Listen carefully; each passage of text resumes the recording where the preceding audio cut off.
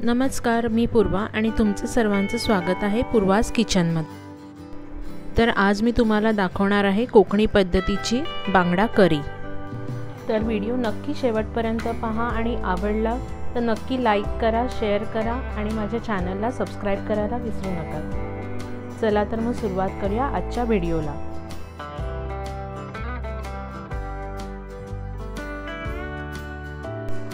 सगळ्यात पहिले मी इथे घेतले आहेत बांगड्याचे 7 ते 8 तुकडे। बांगड्याच्या करीसाठी आपल्याला वाटण करायला लागणार आहे। त्यासाठी इथे मी पहिले 2 मोठे चमचे म्हणजे 2 टेबलस्पून धणे घेतलेले आहेत, अर्धा टीस्पून हळद घेतली आहे आणि पाव टीस्पून हिंग घेतला आहे। चवीपुरता मीठ घ्यायचं आहे। हे सगळं आपण वाटणातच टाकणार आहोत। 1.5 टेबलस्पून मी लाल तिखट, 10 ते 12 बेडगी लाल मिरच्या सुक्या घेतल्या आहेत। इथे 1.5 टेबलस्पून एवढी चिंच घेतली आहे, ती आपण पाण्यात भिजत घालणार आहोत। हा मीडियम साईजचा कांदा आहे, पण छोटा कांदा घ्यायचा आहे। त्याच्यातला आपण अर्धा यूज करणार आहोत वाटणासाठी आणि अर्धा आपण फोडणीला टाकणार आहोत। तर अर्धा कांदा बारीक कापायचा आणि अर्धा कांदा जाडा ठेवला तरी चालेल। 2 कप इथे ओला नारळ किसलेला मी घेतला आहे आणि 8 ते 10 तिरफळ्या घेतल्या आहेत। तिरफळ्यांनी एक वेगळी चव येते रस्स्याला। मगाशी सांगितल्याप्रमाणे हा कांदा मी वाटण्यासाठी ठेवला आणि बारीक कापलेला कांदा मी फोडणीला टाकणार आहे। चिंच पाण्यात भिजत घातलेली आहे। आता मिक्सरचं भांडं घेऊन आपण सगळं पहिले वाटण तयार करून घेऊ। त्यासाठी सगळ्यात पहिलं मी ओल्या नारळाचं खोबरं मिक्सरमध्ये टाकते आहे। उभा चिरलेला कांदा, हळद,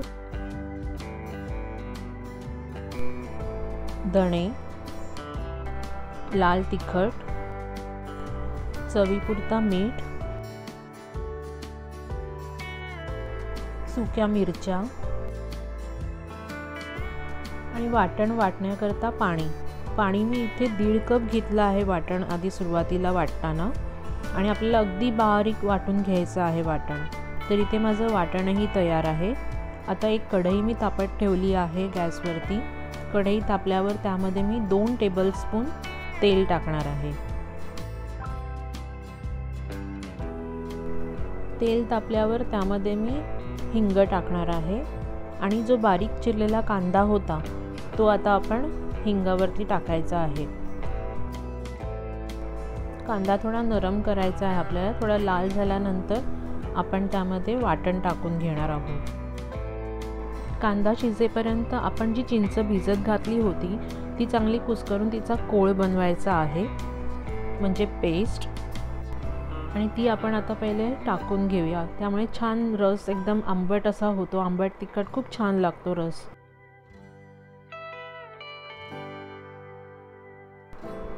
आता जे लाल वाटण वाटलेलं आहे ते आपण त्यावरती टाकूया आणि हे वाटण आपल्याला सतत ढवळत राहायचं आहे, कारण खोबऱ्याचं असल्या कारणाने ते जास्ती गरम झालं की ते फुटू शकतो। त्यामुळे रसामध्ये पाणी आणि खोबरं वेगवेगळं होतं। तर एक टीप म्हणून या रसाला आपल्याला जास्ती उकळी येऊ द्यायची नाही आहे। जसे त्याला बॉईल यायला सुरुवात होईल आपण ते ढवळतच राहायचा आहे तो रस। रसाची कन्सिस्टन्सी तुम्हाला जशी हवी तसं तुम्ही ठेवू शकतात। आता हे खूप घट्ट झालं आहे, त्यामुळे मी आता ह्याच्यामध्ये 2 कप पाणी टाकणार आहे। सगळं व्यवस्थित ढवळून घ्यायचं आहे।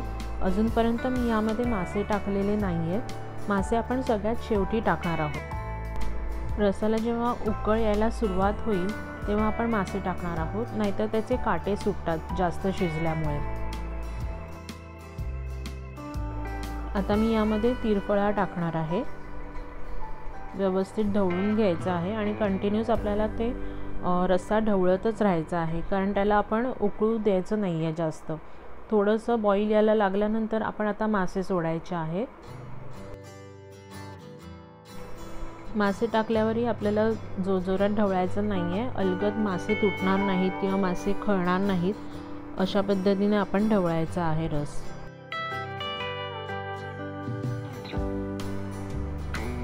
हे बघा, असं बॉईल यायला लागलं की तेव्हा रसाला ढवळून घ्यायचं.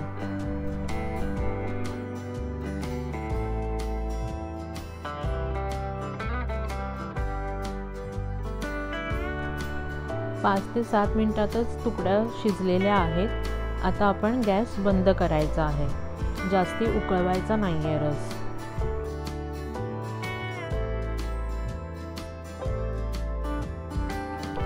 अशा प्रकारे आपली कोकणी पद्धतीची बांगडा करी रेडी झालेली आहे. तुम्ही भाकरी किंवा भाताबरोबर ती खाऊ शकतात. खूप छान लागते. नक्की ट्राय करा आणि आवडली तर कमेंट करायला विसरू नका.